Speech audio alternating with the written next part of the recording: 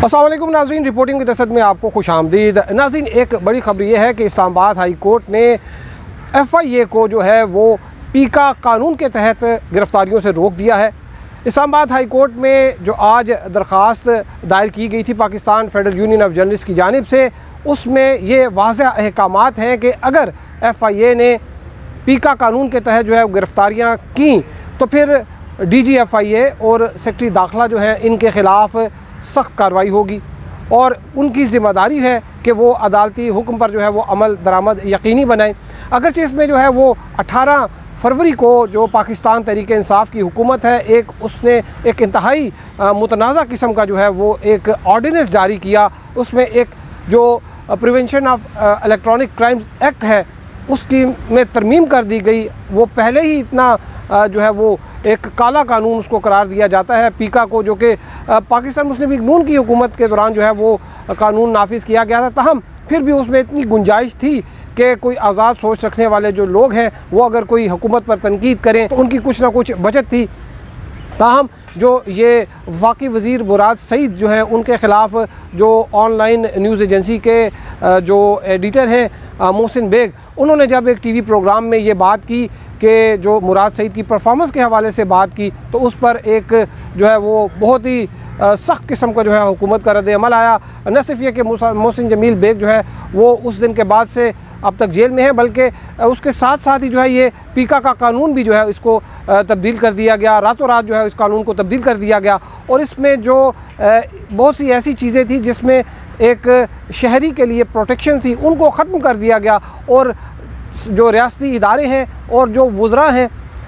इनके जो है प्रोटेक्शन के लिए जो है इस कानून में तब्दीली की गई है और उसमें सज़ा भी जो है वो बढ़ाकर जो है वो 5 साल कर दी गई है। माजी में ये प्रैक्टिस रही थी कि कोई भी शख्स जो है वो जाता था और कहता था कि मैं फ़लान जगह पे बैठा और मैंने अपने मोबाइल फ़ोन पे देखा कि ये जो है ये डिफमेशन हो रही है और फिर उस पर जो है FIR रजिस्टर्ड हो जाती है और जो है वो सहाफ़ी या ब्लॉगर या जो सोशल मीडिया एक्टिविस्ट है वो FIA के जो है वो चक्कर जो है वो लगाता रहता। बाज़ केसेस में जो है वो उनको सीनियर सहाफ़ियों को हिरासत में भी लिया गया। ताहम इस्लामाबाद हाई कोर्ट में ही जो है जब ये मामला ये पेंडिंग था सोशल मीडिया रूल्स के हवाले से, तो यहाँ पर FIA ने जो है वो एक अंडरटेकिंग दी थी और एक स्टैंडर्ड ऑपरेटिंग प्रोसीजर जो था वो जमा कराया गया था, जिसमें एक तरीक़ाकार दिया था कि कैसे नोटिस इशू होंगे, कैसे इंक्वायरी होगी और उसके बाद जो है अगर अरेस्ट करना हुआ तो किस सूरत में अरेस्ट किया जाएगा। तो आज इस्लामाबाद हाई कोर्ट के जो चीफ़ जस्टिस सतर मिनल्ला हैं उन्होंने जब इस केस की समाअत की तो उन्होंने उसी SOP का जो है वो हवाला दिया और ये भी जो है उन्होंने ऑब्जर्वेशन दी कि ये जो मामला है पीका का जो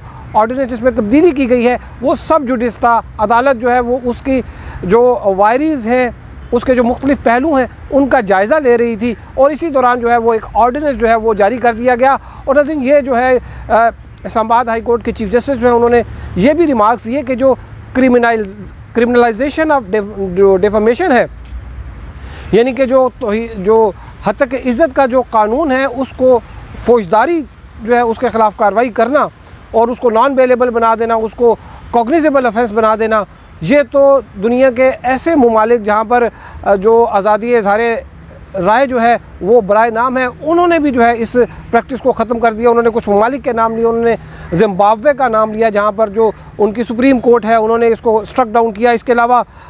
युगांडा और कांगो जैसे ममालिक में भी ये जो डिफमेशन है इसको जो है वो इसके तहत फौजदारी की कार्रवाई नहीं होती, ये वहाँ पर जो ये क्रिमिनलाइज्ड इसको नहीं किया गया और डीक्रिमिनलाइज किया गया है। और उन्होंने अपने ऑर्डर में भी जो है वो लिखवाया कि जो कौंसल थे, जो वकील थे जिन्होंने PFUJ की जानिब से पेश हुए, उन्होंने भी इस बात की जो है निशानदही की कि दुनिया के बहुत से ममालिक में ये जो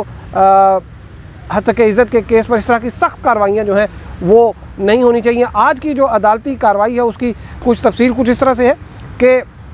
जो दरख्वास्त गुजार हैं उनके वकील, उन्होंने सेक्शन 20 जो है पीका की सेक्शन 20 जो है इसमें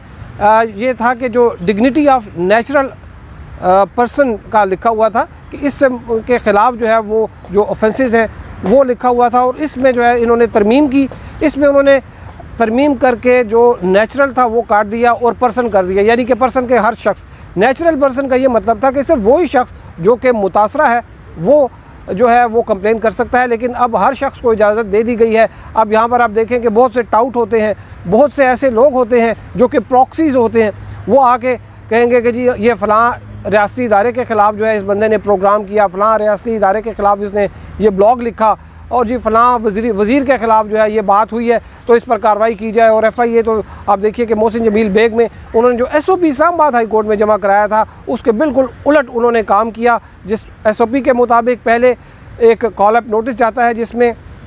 ये लिखा होता है, ये वाज़ह होता है कि कार्रवाई किस मकसद के लिए की जा रही है, किस मकसद के लिए जो है वो इंक्वायरी की जा रही है, और उसके बाद जो है वो इसकी बाकायदा जो है वो एक प्रोसेस के साथ इंक्वायरी होती है। और इंक्वायरी के बाद जो है वो अगर ये क्लियर हो जाए कि ये वाकई है जो है ये एक जुर्म है, तो फिर जो है वो उसकी FIR जो है वो रजिस्टर्ड होती है। और FIA के केसेस में ये तो मामूल की बात है कि कम से कम 1 माह की इंक्वायरी के बाद जो है वो केस रजिस्टर्ड होता है, लेकिन इसमें उलट काम हुआ। इससे पहले गिरफ़्तारी हुई और बाद में जो है वो उन्होंने इन्वेस्टिगेशन जो है वो अभी कर रहे हैं। तो नाज़रीन, ये जो इस्लामाबाद हाई कोर्ट में आज केस लगा हुआ था, इसमें एक और बड़ी अहम बात जो है वो जो वकील हैं उन्होंने ये भी कही कि जो सेक्शन 20 में एक्ट था उसमें प्रोटेक्शन दी गई थी टेलीविज़न चैनल्स को,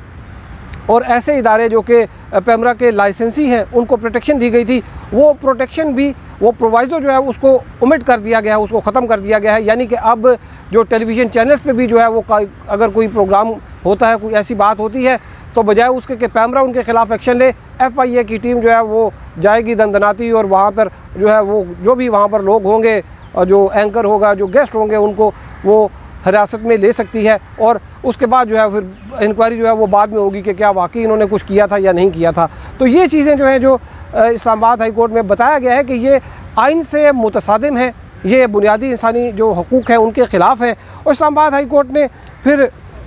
ये भी यहाँ पर एक चीज़ आई जब उन्होंने कहा कि ये जो प्रोटेक्शन है पब्लिक ऑफिस होल्डर को दी गई है, तो इस्लामाबाद हाई कोर्ट ने कहा कि पब्लिक ऑफिस होल्डर जो है उनकी तो डिफेमेशन नहीं होती। और क्योंकि दो रोज़ कबल जो है वो एक अदालती आर्डर में ये बात वाज़ेह की गई थी कि जो पब्लिक ऑफिस होल्डर हैं वो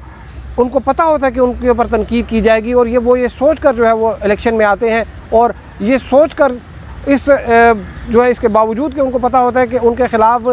आवाम जो है उनका जो कंडक्ट है उसको एग्ज़ामिन करेगी, बातें होंगी, और वो जब इलेक्ट होते हैं तो वो तनकीद से मुबर्रा नहीं होते, तो उनको जो है वो डेफमेशन के इस किस्म के जो सख्त कवानीन से जो है उनको तो प्रोटेक्शन बिल्कुल नहीं लेनी चाहिए। लेकिन इस केस में जो है वो जो ये 2-3 जो बड़े जो पाकिस्तान के जो एलीट्स हैं, जिसमें जुडिशरी है, जिसमें जो ये पब्लिक ऑफिस होल्डर हैं, जिसमें रियासती इदारे हैं, उनको जो है वो प्रोटेक्शन दी गई है। और आम आदमी के हवाले से इसमें कोई इतनी ख़ास जो है वो चीज़ नहीं लिखी गई। ये जो कानून है ये बड़े लोगों के लिए जो है ये बनाया गया है। बड़े लोगों की जो उनके ख़िलाफ़ अगर कोई करप्शन का चार्जेस हैं, आप वो भी बात नहीं कर सकते। तो ये अब इस्लामाबाद हाई कोर्ट ने इसमें अटॉर्नी जनरल जो है उनको नोटिस कर दिया है। और इसमें एक और मामला भी जो है वो पेंडिंग था, कुछ पिटिशन थी सोशल मीडिया रूल्स के हवाले से, उनको भी जो है वो समाअत के लिए मुकर्रर कर दिया गया है, और कल जो है वो इसकी समाअत होगी। ये जो पेंडिंग पिटिशन है इसमें भी Pakistan federal union of journalist जो है उनकी भी पिटिशन है, इसमें एक नॉन एम्प्लॉइज़ यूनियन जो है उनकी भी जानिब से भी एक पिटिशन है, और सोशल मीडिया एक्टिविस्ट जो है कुछ उनकी जानिब से भी पिटिशन आई है। और उस केस में जो एक अमाइकस मुकर्रर हुए थे अदनान रंधावा, उन्होंने जो अपनी रिपोर्ट एक सबमिट की थी उसमें तो उन्होंने ये रिकमेंड किया है कि सेक्शन 20 जो है सेक्शन 20 उसको तो पीका एक्ट से निकाल ही दिया जाए। तो अब इस्लामाबाद हाई कोर्ट कल जो है इसके लिए समाअत के लिए मुकर्रर किया है, और आपको इस हवाले से मज़ीद अपडेट करेंगे। अब तक के लिए इतना ही। हमारे साथ रहने का शुक्रिया। अल्लाह हाफ़िज़।